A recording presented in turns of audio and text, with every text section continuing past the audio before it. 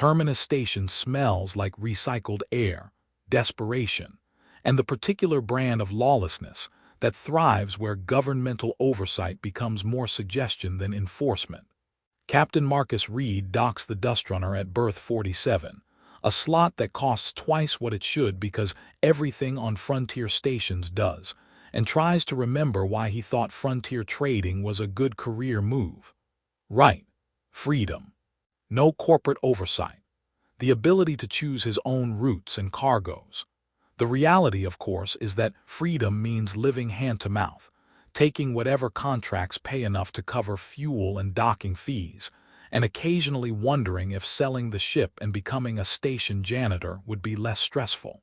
He's here for routine resupply, nothing exciting, just protein rations and resic filters, and to pick up a cargo container bound for a mining colony 3 jumps out. Simple job, in and out, no complications. Marcus should know better than to expect simple. The station's lower market is exactly where it sounds, literally below the main commercial sectors, in the spaces where legitimate businesses don't bother opening and security cameras mysteriously malfunction. He's cutting through it as a shortcut to the supply depot when he hears the auctioneer. Lot 47, healthy female species Vellani, fully trained in domestic service, starting bid 500 credits. Marcus stops walking, tells himself to keep moving. He's seen slave auctions before on Frontier stations. They're technically illegal under Earth law, but openly practiced where enforcement is absent. He's learned that one person can't fix systemic injustice. Learned that interfering usually makes things worse. Learned to keep his head down and his conscience selectively activated. He should keep walking. He turns toward the auction instead, drawn by morbid curiosity or stupidity, possibly both. The auction block is exactly as grim as expected. A raised platform surrounded by the kind of people whose hobbies probably include atrocity and worse atrocity. On the platform stands an alien woman, shackled at wrists and ankles, wearing clothing that was probably fine once but is now just rags. She's not human. Her ears rise in elegant points that mark her as something other. Her skin has faint patterns that might be bioluminescent in different lighting. Her features are simultaneously familiar and foreign. But it's her posture that stops Marcus cold. Despite the chains, despite the circumstances designed to strip dignity, she stands straight, shoulders back, head high, like she's refusing to grant her captors the satisfaction of seeing her broken. Her eyes scan the crowd, not pleading, not desperate, just calculating, looking for the least terrible option in a situation with no good ones. 600. Someone shouts, a Corvin trader, his translator crackling. 650. Another voice, human this time. Marcus feels sick. The woman's eyes pass over him briefly, and in that half-second of eye contact, he sees intelligence, fear carefully controlled, and something that might be resignation. She's already accepted that this is happening, already calculating which buyer will be least likely to kill her. The bids continue. 700, 750, 800. Marcus watches the numbers climb and does rough math. That's more than some people on Frontier stations make in a month. Apparently she's valuable, which probably makes her situation worse. 900. The latest bidder is human, dressed in clothing that suggests wealth and moral flexibility. Marcus doesn't need to see his face to know exactly what kind of person spends 900 credits on a sentient being. The woman's eyes find that bidder, and for the first time Marcus sees her control slip, sees fear break through. Before his brain fully processes what his mouth is doing, Marcus raises his hand. 1,000. The crowd turns to look at him. The auctioneer grins. We have 1,000. Any advance on 1,000? Marcus realizes what he's done. Committed 1,000 credits he absolutely cannot afford to spend on a principle he definitely believes in but really should have kept theoretical. The wealthy human glares at him. 1,100. 1,200, Marcus hears himself say, because apparently his mouth has declared independence from his brain and is making financial decisions now. 1,300. 1500. Marcus is going to regret this, is already regretting this. But the woman on the platform is looking at him now, really looking, trying to determine if he's better or worse than her other options. He tries to project, "I'm actually trying to help. Please don't judge me for participating in this horror show," through facial expressions alone. It probably doesn't work. The wealthy human spits something that Marcus's translator politely declines to render, walks away. Apparently 1500 credits exceeds the value of whatever terrible plans he had. Sold. The auctioneer points at Marcus with the enthusiasm of someone who just made an excellent commission. Lot 47, sold for 1500 credits to the gentleman in section C. Please proceed to processing. Marcus approaches the processing desk feeling like he's moving through a nightmare where his conscience is making expensive decisions against his will.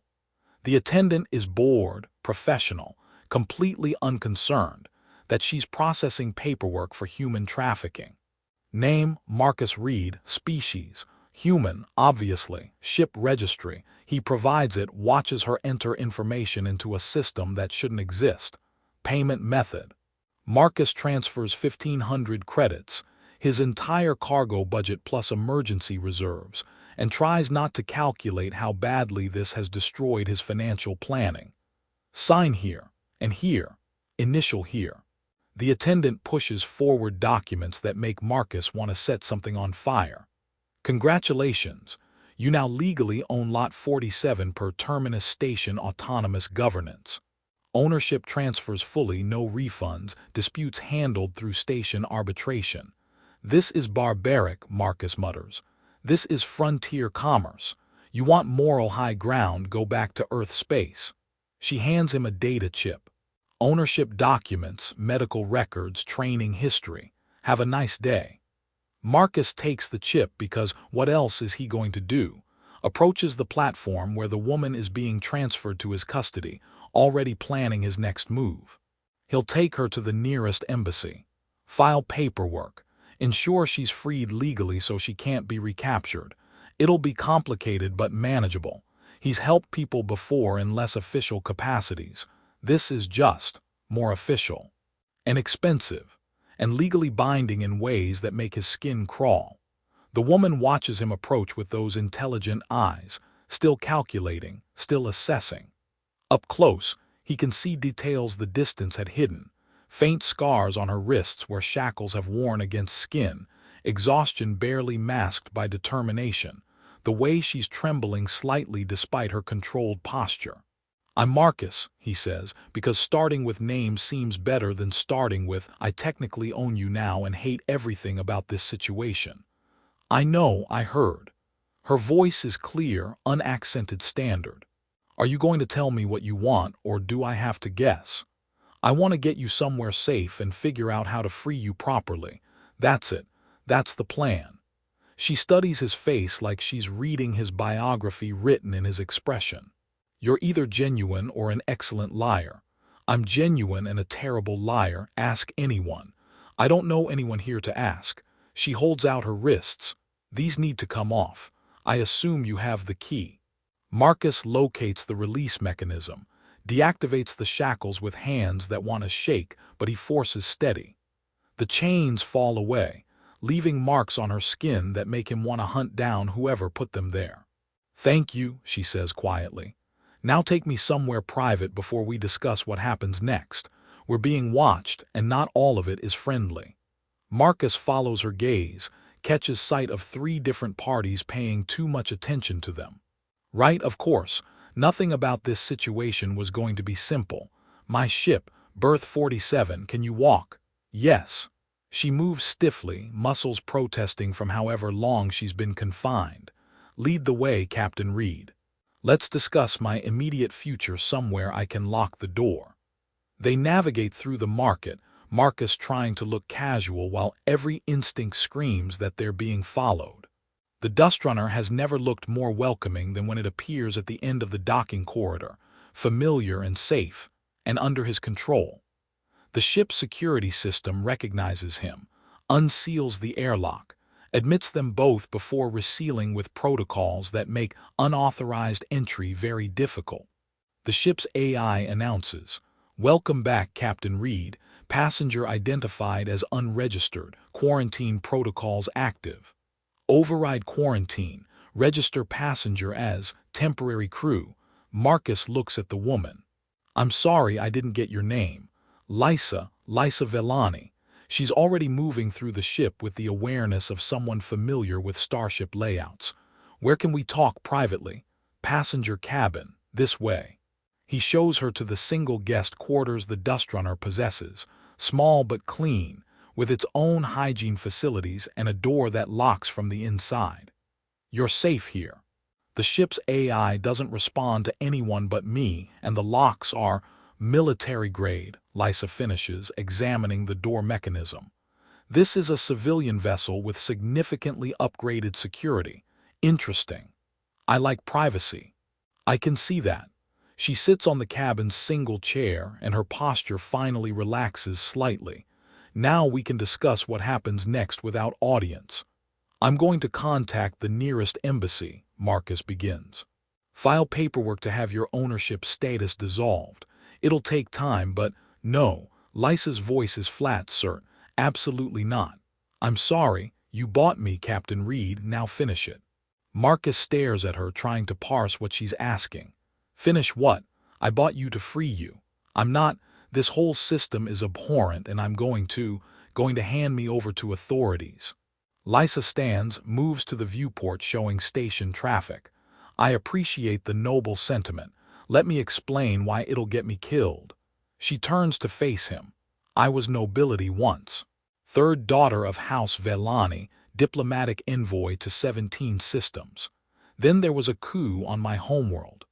Revolutionary government, claims of liberation from aristocratic oppression, the usual rhetoric." Her voice is controlled, but Marcus hears pain underneath. "My family was executed. I was captured, declared property of the state, and sold to the highest bidder.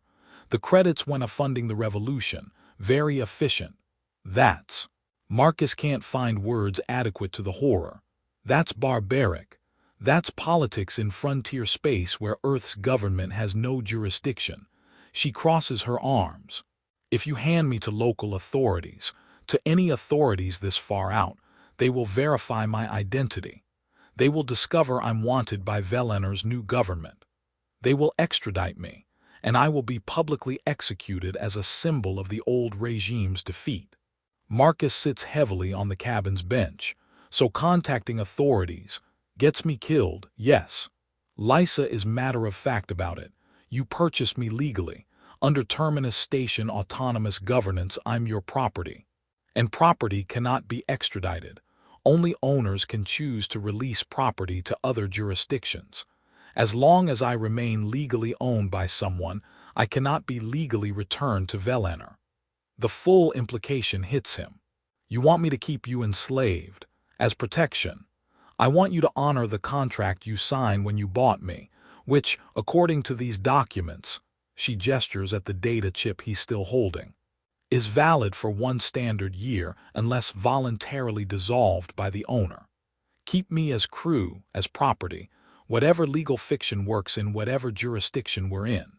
Protect me until I can reclaim my freedom without it immediately becoming a death sentence." Marcus's entire rescue plan crumbles. "This is insane. I can't just keep you. That's not how this works. That's not who I am." "I know it's not who you are." Lysa moves closer. "I watched you at that auction, saw your face when you decided to bid.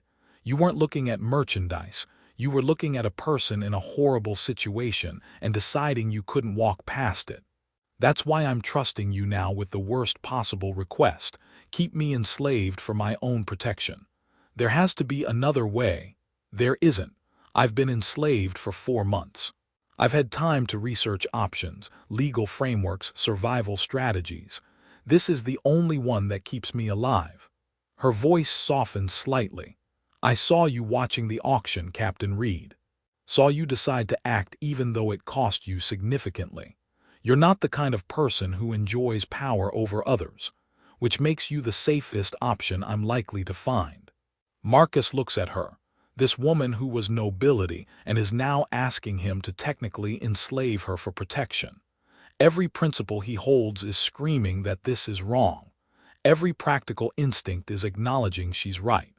1 year, he says finally. I keep the legal paperwork. You work as crew, actual crew, not whatever horrible things you were probably expecting. You get quarters, privacy, respect, and the moment we find a way to free you safely, we do it immediately.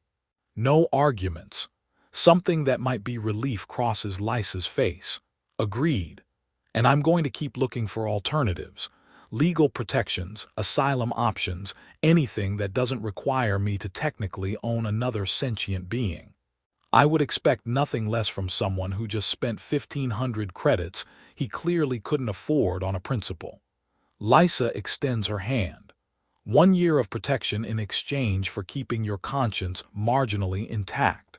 Deal. Marcus shakes her hand, seals the agreement, and tries to ignore the feeling that his life just became exponentially more complicated. Deal. What do I call you? Ma'am? Lisa. Former nobility has protocols and I'm going to mess them all up. Lisa is fine. I'm trying to not be nobility anymore. It didn't work out well for me. She almost smiles. What do I call you? Marcus. Just Marcus. Captain if we're in official situations, but otherwise just use my name. Marcus then. She sits back down, exhaustion finally showing. Thank you for buying me and being horrified about it. Your discomfort is significantly more reassuring than you probably realize. Great. My moral crisis is comforting. That's a new low for me. Marcus heads toward the door. Get some rest. We're leaving station as soon as I can file departure clearance, which I'm going to do now before anyone questions our arrangement. Marcus. He turns back. Yes. In case it matters, you made the right choice. Both at the auction and just now. Thank you for being the kind of human who makes that choice even when it costs you. Marcus doesn't trust himself to respond to that without his voice breaking. Just nods and leaves, sealing the door behind him with the sound of locks engaging. That means she can finally, actually be safe. He makes it to the cockpit before allowing himself to process everything that just happened. He bought a person, spent his entire operating budget on a principal, and now he's technically a slaver, even if his entire goal is to not be one. The ship's AI chimes softly. Captain, your heart rate is elevated. Medical intervention required. No, just having a moral crisis. File departure clearance and plot a course for anywhere that isn't here. Destination unclear, please specify. Anywhere AI, deep space, outer territories. Somewhere I can think without station authorities, potentially asking uncomfortable questions about my new crew member. The AI processes this. Departure clearance filed. Course plotted for Sector 7, deep space navigation. Estimated departure, 30 minutes. Marcus spends those 30 minutes reviewing the documents on the data chip, each page making him feel progressively worse. Medical records showing Lisa had been checked for breeding viability. Training history detailing how she'd been taught to serve. Previous ownership records, because apparently she'd been sold multiple times already, passed between owners who saw her as merchandise. The medical records mention scars, old ones from before her enslavement. Marcus cross-references them with what little information he can find about Velener's coup, discovers that interrogation had been part of her processing before she was sold, that they'd wanted information about House Vellani's assets, allies, vulnerabilities. She'd been tortured, then sold, then trained to be compliant, and she'd stood on that auction block with her head high, calculating which buyer would kill her slowest. Marcus closes the files before he reads more and decides to do something violently illegal. The Dustrunner undocks smoothly, slipping into traffic patterns that carry them away from Terminus Station toward the infinite black. Once they're clear of station jurisdiction, Marcus engages the autopilot and goes to check on his passenger, his crew member, his legally owned person, which still makes him want to set legal documents on fire. He knocks on the cabin door. Lisa, we're clear of station. safe to move around if you want. The door opens. She's changed out of the rags into clothing she must have found in the cabin's storage standard crew jumpsuit that's sized for humans, and therefore slightly too large for her frame, but at least it's clean and whole. She's washed her face, attempted to do something with her hair, looks marginally less exhausted. "Thank you," she says, "for everything. The clothing, the privacy, the locked door. You don't know what any of that means after 4 months of having none of it." "I can imagine, or actually I probably can't, but I'm sorry you had to experience it." Marcus gestures toward the galley. "Are you hungry?" "I'm not a great cook, but I can manage protein rations that don't violate sentience laws." "That would be wonderful." She follows him to the small galley, moving through the ship with careful observation. This is a cargo vessel, modified for single-person operation. You run alone. For the last 3 years, yes. Had a crew before that, but they decided corporate routes were safer than frontier trading. Can't say I blame them. Marcus starts preparing food, basic but nutritious.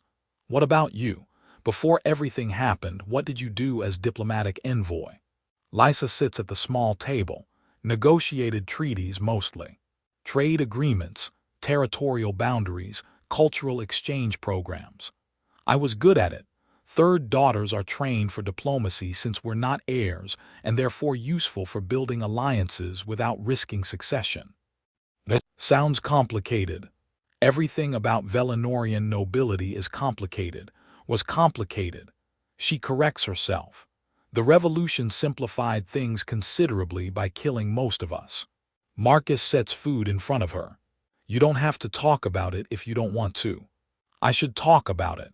You're risking significant legal trouble by keeping me, and you deserve to know what you're protecting." She picks at the food. "House Velani ruled the Northern Territories for 6 generations. We weren't perfect, no nobility is, but we tried to be fair.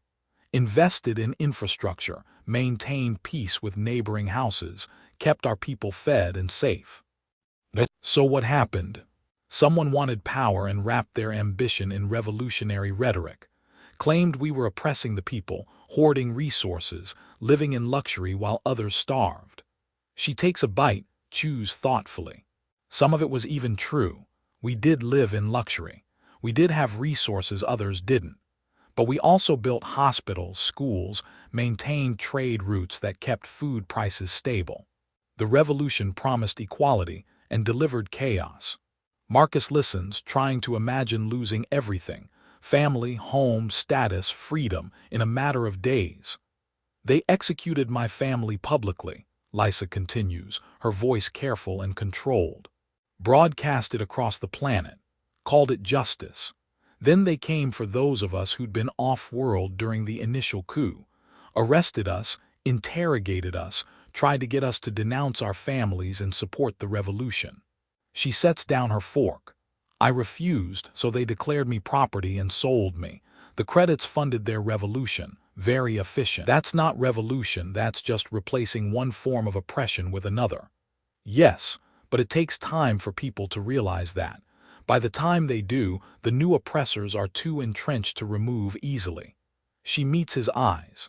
"Thank you for this meal. It's the first one in months where I wasn't afraid someone would poison it or demand payment I couldn't give." Marcus feels something crack in his chest. "You're safe here. For the full year, however long it takes, you're safe." "I believe you, which is remarkable considering." She almost smiles. "Most humans I've met are not particularly trustworthy. Most humans you've met recently were at a slave auction. That's a biased sample." This time she does smile, brief and genuine. "Fair point." They fall into routine over the following weeks. Marcus handles flight operations and trade negotiations, taking smaller contracts than usual because he's operating on depleted funds and needs to rebuild reserves carefully. Lysa learns ship systems with frightening speed, mastering navigation and basic engineering like she's been doing it for years rather than weeks. "You're good at this," Marcus comments one day, watching her recalibrate the sensor array with more precision than he usually manages. "I'm good at learning systems quickly. Survival skill from diplomatic training. You never know what technical knowledge you'll need to broker a deal or escape a situation. She adjusts another setting. Also, I refuse to be useless. If I'm going to occupy space on your ship, I'm going to earn it. You don't have to earn anything. The deal was protection, not indentured servitude. The deal was protection in exchange for working as crew. I'm working as crew. She finishes the calibration, and the sensors immediately show better clarity. Besides, staying busy helps, gives me less time to think about everything I've lost. Marcus understands that instinct. He's been running from his own losses for 3 years. What do you miss most? Lysa is quiet for a long moment. My sister, eldest daughter, heir to the house. She was brilliant, terrifying, would have been an excellent leader if they'd given her the chance. They executed her first, made us watch. I miss knowing she existed in the universe, even when we were on different planets. She wipes at her eyes quickly. I'm sorry, you didn't ask for emotional processing. You can process all you want. That's what happens when you're trapped on a small ship with someone. You learn their history whether you plan to or not. Marcus moves closer. For what it's worth, I'm sorry about your sister, about all of it. Thank you. Lysa takes a shaky breath. What about you? What are you running from by staying in frontier space alone? Marcus considers deflecting, but she's been honest with him. Previous crew, previous relationship actually. We were together for 2 years, working this ship as partners. Then she decided she wanted stability, wanted to go back to Earth space, wanted things I couldn't give her while chasing frontier contracts. She left, took half the crew with her, and I've been solo ever since. You miss her. I miss the partnership, the companionship, having someone to navigate with. He shrugs. But I also like the freedom of making my own decisions, taking the contracts I want, not compromising on routes or risks. So I'm either independent or lonely depending on how you frame it. Both can be true. Lysa studies him. You're lonely. I can tell because I'm lonely too, and we recognize our own kind. But you're also convinced you're better off alone, which is fascinating self-deception. I'm not self-deceiving. I'm being realistic about my ability to maintain relationships. You're maintaining one right now, with me, successfully, even. Marcus opens his mouth to argue that this is different, realizes she's right, closes his mouth again. Okay, fair point, but this is temporary, year contract, remember. You'll be free and gone, and I'll be alone again. Unless I don't want to be gone, Lysa says quietly. What? Nothing. Forget I said that. She returns to the sensors. These are calibrated. Should give us better early warning if anyone's tracking us. Marcus wants to push the conversation, but Lysa's body language has gone closed off. He lets it drop, files it away for later consideration, and goes back to plotting their next route. 3 months in, they're docked at a trading post when Marcus spots trouble. Someone paying too much attention to the dust runner, taking images, cross-referencing something on a datapad. He approaches the person directly. Years of frontier trading have taught him that confronting problems early beats avoiding them. Can I help you? He asks, tone friendly but carrying an undertone of I noticed you being suspicious. The person looks up, human male carrying equipment that screams bounty hunter. You the owner of that vessel? Yes, Marcus Reed. And you are? Looking for someone. Female, Velani species, answers to the name Lysa. Word is she might be in this sector.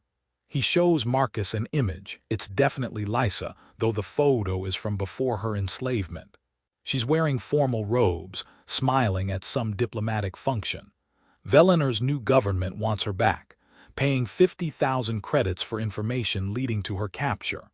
Marcus keeps his expression neutral through sheer force of will. 50,000 must have done something serious. She's a war criminal, part of the old regime that oppressed the people. They want her to face justice. The bounty hunter studies Marcus. You seen anyone matching this description? Frontier space is full of people running from something. I make it a policy not to notice. Marcus considers his options, does some quick mental math on risk versus reward. But if I were you, I'd be careful about this particular hunt. Why's that? Because word around frontier stations is that the Velener revolution isn't exactly stable. Government keeps changing. People who were heroes yesterday are war criminals today. 50,000 credits today might turn into an arrest warrant for you tomorrow if the wrong faction takes power. Marcus shrugs. Just something to consider before you invest too much time in a hunt that might not pay out. The bounty hunter frowns, clearly not expecting pushback. You know something you're not saying. I know that frontier politics are complicated and trusting governments in active revolution is usually a bad bet, but you do what you think is right.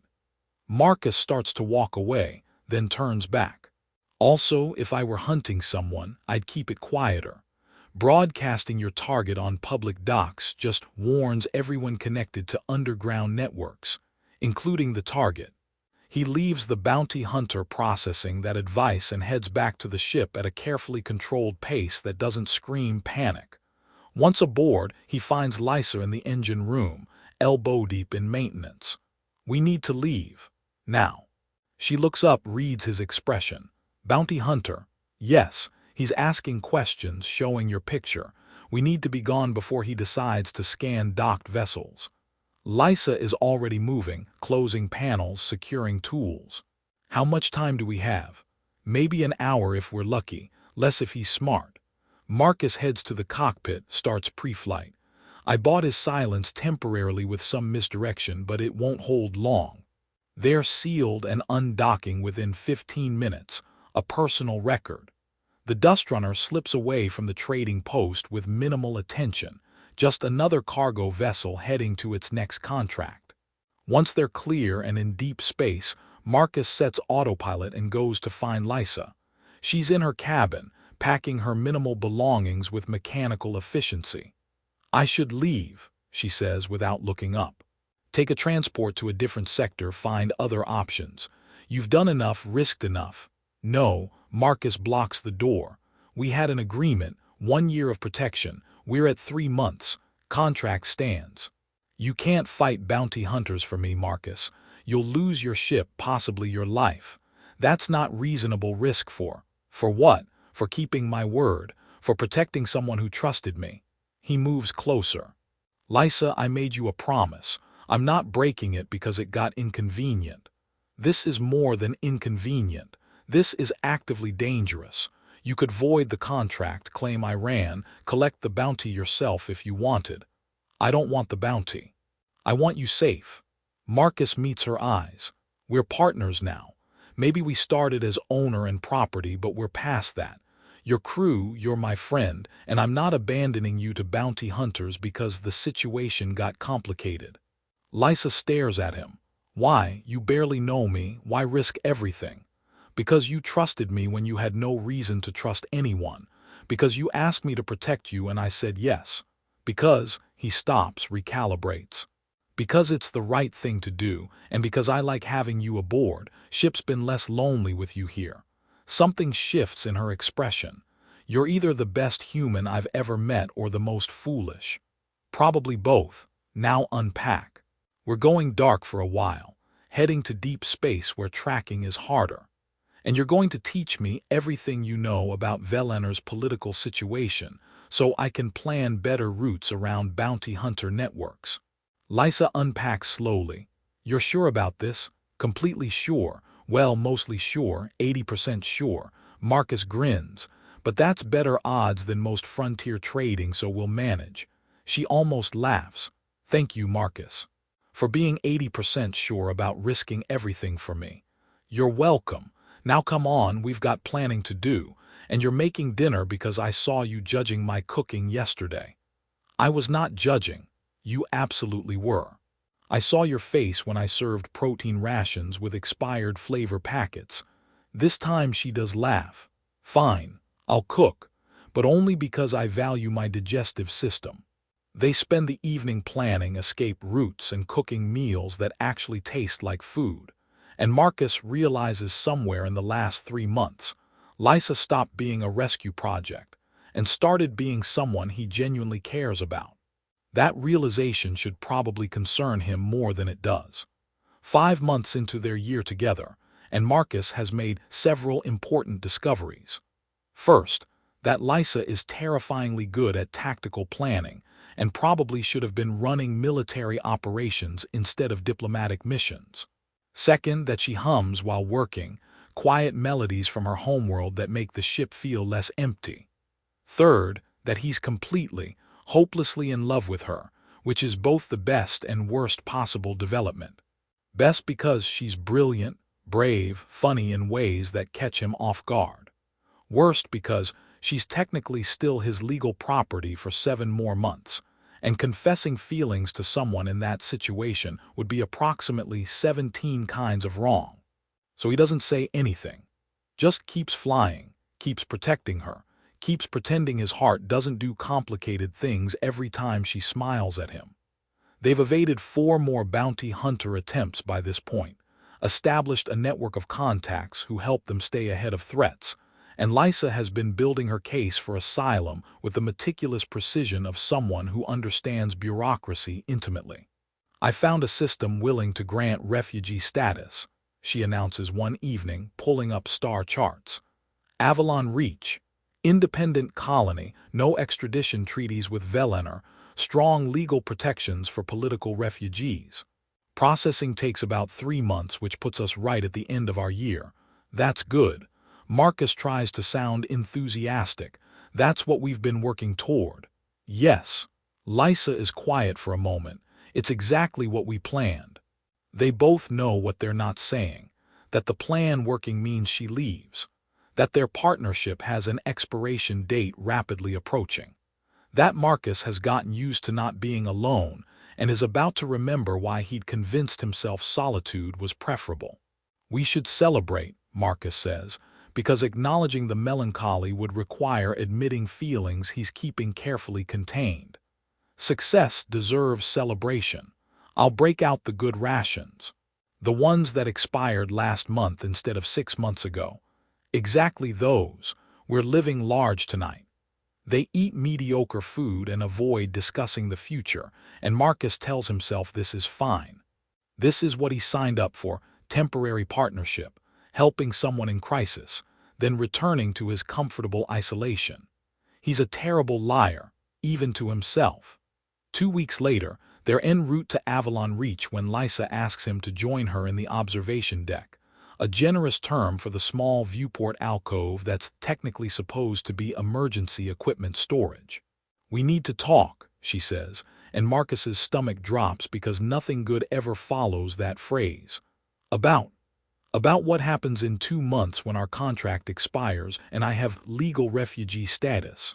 She's standing at the viewport, watching stars stream past. "I've been thinking about what I want my future to look like. And," Marcus keeps his voice carefully neutral, "and I want to stay aboard the Dustrunner. Work as your co-captain, your partner, split profits, split decisions, split the risks and rewards." She turns to face him. "If you'll have me." Marcus forgets how to process language for a moment. "You want to stay? After everything, after being enslaved, after I technically owned you, you want to stay on this ship?" "I want to stay with you," Lysa corrects. "Not because I'm obligated, not because I have nowhere else to go, but because these 5 months have been the most genuine partnership I've experienced in my entire life. You've treated me as an equal when the law said you didn't have to.